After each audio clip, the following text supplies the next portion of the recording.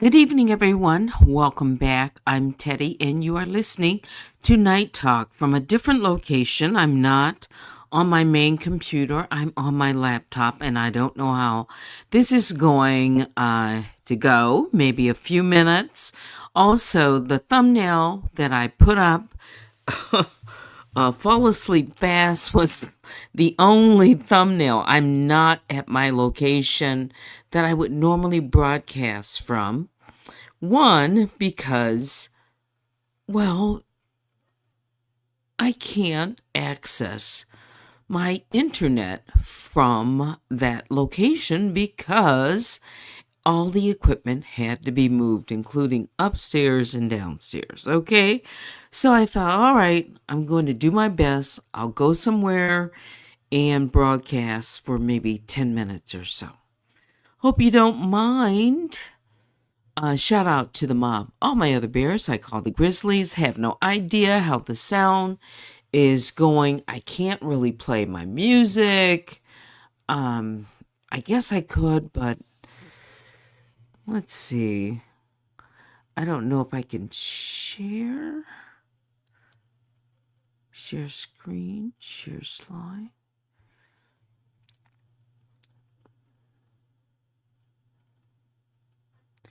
So if I shared the screen,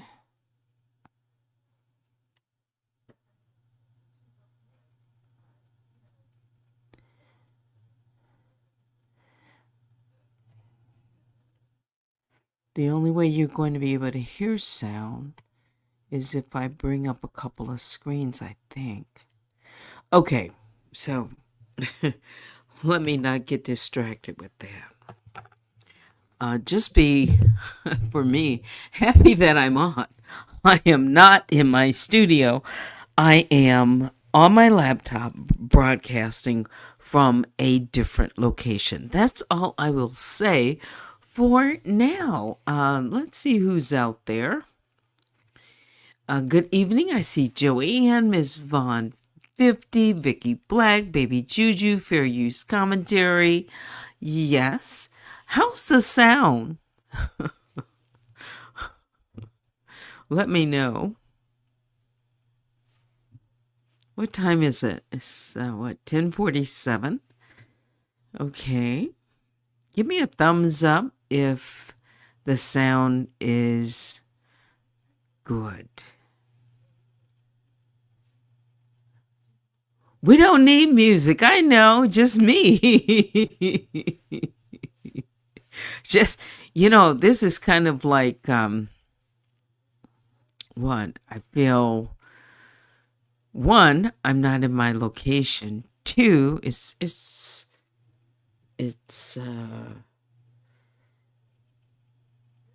I'll just say the surroundings is not what I'm accustomed to at all. But I'm going to make do. I am not in my car. I am situated. I am in a facility.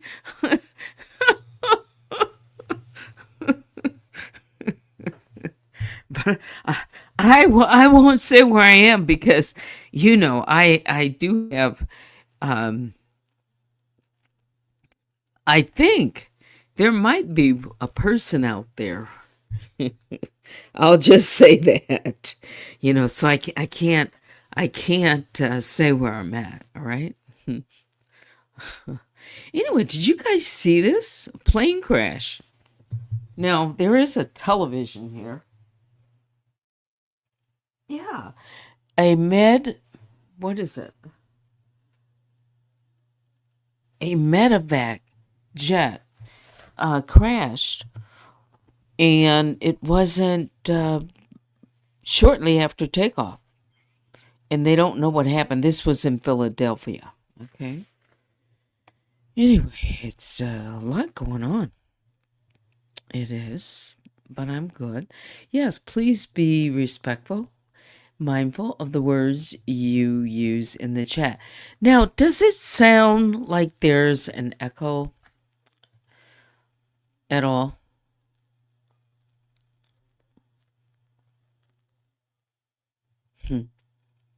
Vicky Black says, I always thought a helicopter and an airplane fly on different levels. How did they crash? They were at the same altitude. And well, right now you're referring to the crash that happened a couple of days ago in over the Potomac River in Washington D.C. And yeah, so this I think it was, what is it, the Eagle Airlines? Who is that owned by? Is that American? It was on its final approach. And this Black Hawk helicopter should have been lower. That's what they're saying. You know, the plane had been cleared to land, final approach, and then here comes this Black Hawk. Yeah. What is this no? No, what's no for? No, I know I asked a question.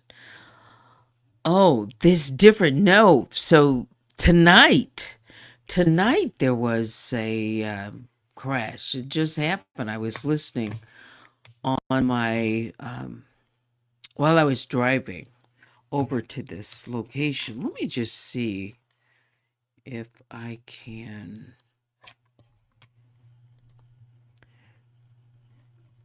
look up the latest news.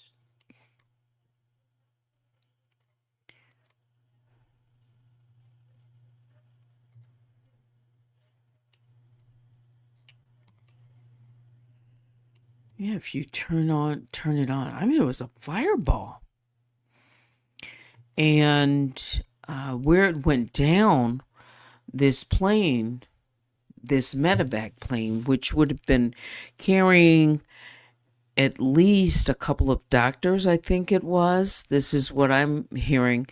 And the pilots and the patient and a family member were allegedly on board, and all are believed to have perished.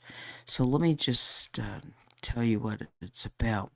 So this was a twin-engine medevac aircraft jet that crashed in a neighborhood in northeast Philadelphia Friday night, causing a fiery explosion. This, according to authorities and a video from the scene. It was a Learjet 55 with 6 people on board. Crashed around 6:30 p.m. Eastern after departing Northeast Philadelphia Airport. Hang on, I'm getting these messages. Hang on.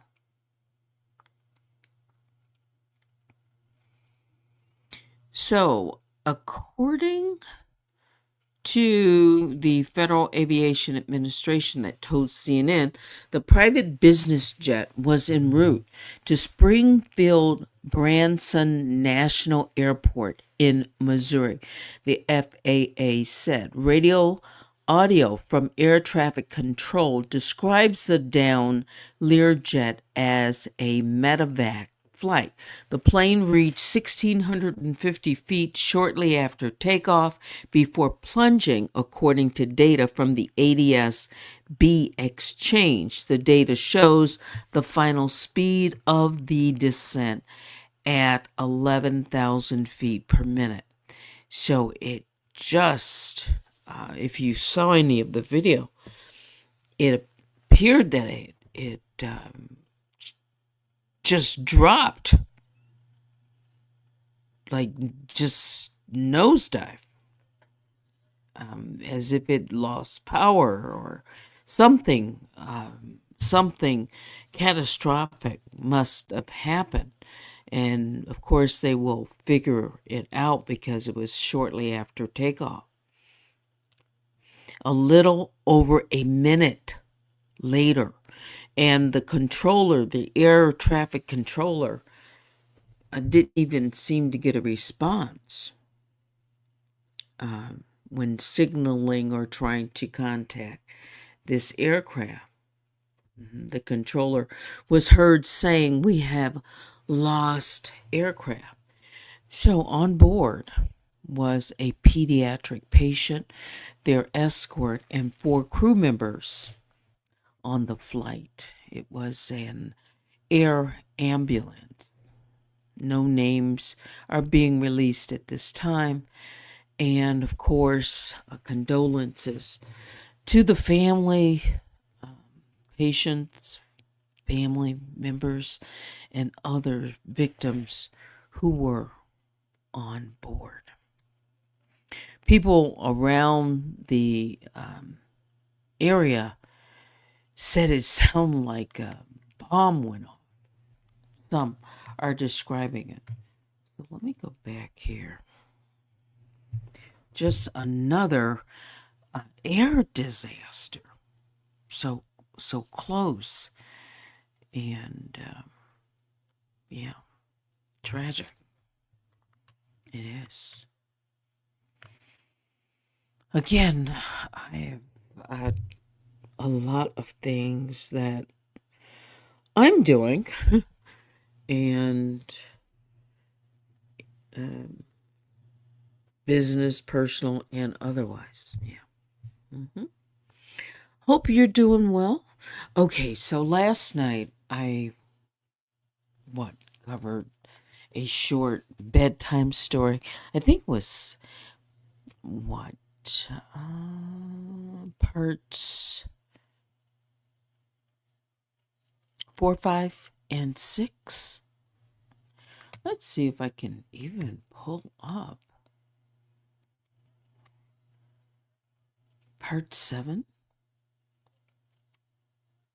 So remember or recall part 6, the way it ended. Elise and let's see what happened in this story. Again, I am just getting this set up.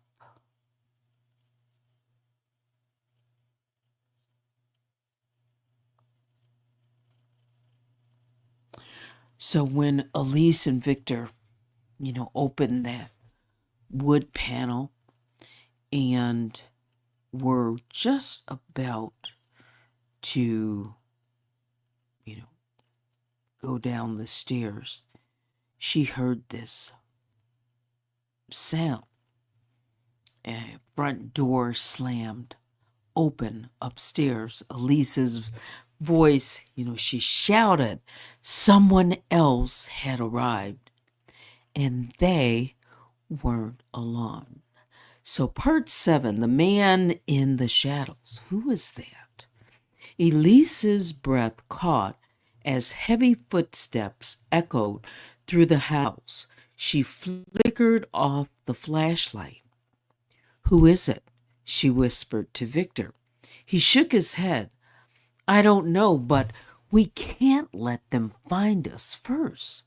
They descended the narrow steps, careful to stay quiet. The air grew colder as the walls turned to stone, leading into a long, dimly lit corridor.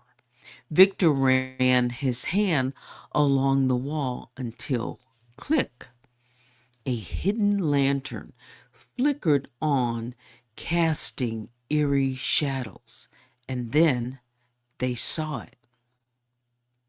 At the end of the corridor stood an iron door covered in symbols Elise had never seen before. Victor exhaled. "We're close." Suddenly, a gunshot rang out from upstairs. Elise's stomach knotted in fear. Whoever had come for them wasn't just looking for answers. They were looking to end this. And then the footsteps started coming down the stairs. Part 8. The hidden vault. Elise's heart pounded as she and Victor pressed themselves against the cold stone walls. A dark figure emerged at the bottom of the stairs. Elise, the man called, his voice smooth, knowing.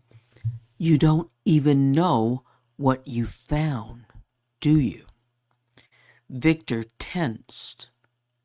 That's Marcus Cade, he whispered. Elise swallowed hard. Marcus Cade? The name sounded vaguely familiar. Then it hit her. Her grandfather had warned her about him in one of his old letters. A man who once called himself my friend may come looking. If he does, do not trust him. Marcus stepped forward, gun in hand, his face eerily calm. You think your grandfather left you a pile of gold, don't you? He chuckled. But this isn't about money.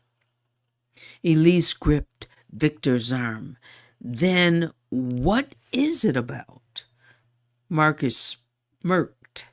It's about what's inside the vault.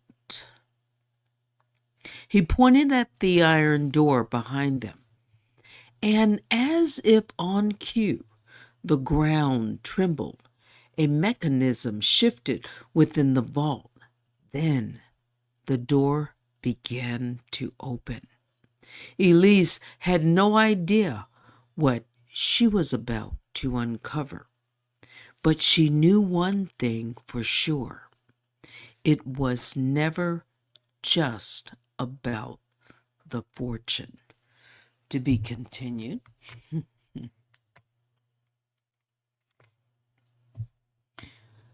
So, I said I'd be a few minutes. And it is now 11:02 p.m. Back to your comments, and then I will wrap this short night talk up. Almost didn't come on because of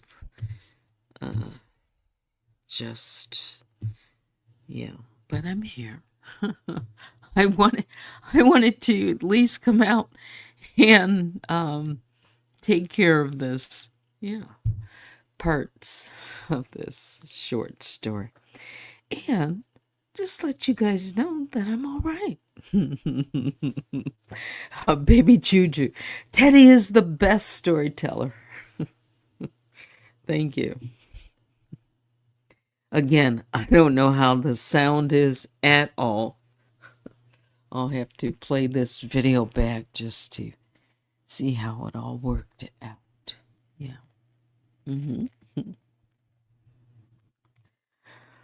Oh, yeah. Updates. It's a process.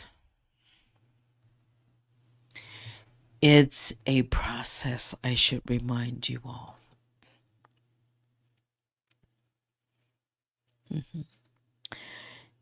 Nothing that's worth achieving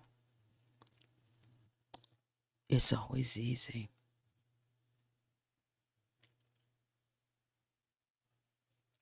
You can hit a bump in the road. A sign ahead can say detour that you didn't know about.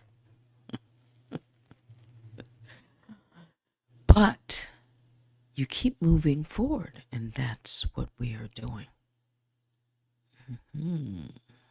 Yes. So, if you'd like to reach out to me, you can email me at unwinewithteddy@gmail.com. Tomorrow morning, Saturday, I definitely am tied up. Okay, first thing in the morning. Will I come back tomorrow night? Probably. I hope to. Okay. For those of you who are just now joining me, thank you. But we're just about to say good night. I know, baby Juju, in due time. In due time. Joanne says, I recently flew on Spirit Airlines. Let's throw that up. It was brutal adventure. The aircraft was was shaking like is that Eddie Money? Or Eddie Murphy? I don't know. I have been on a small plane and it is no fun. Yeah. And Bless says, thank you for coming on. Well, thank you for being here. Yeah. Join Unwind with Teddy. That's right, tomorrow night. And Giba Paya pops in. Yes, I see you there. Thank you for supporting Unwind with Teddy. Yeah. Now, to be honest, I kind of feel like talking, but I have other things that I need to take care of even tonight. So I best, wrap things up now. Okay. That's it for me. Biggest bear hugs go out to each of the Grizzlies. I call, yes, let's not forget the honey bears. Great short story. Thank you. All right. That's it. Yeah. Please hit the like on your way out. Thanks for watching. Until next time, I'm Teddy. Good night. No music. It's just good night.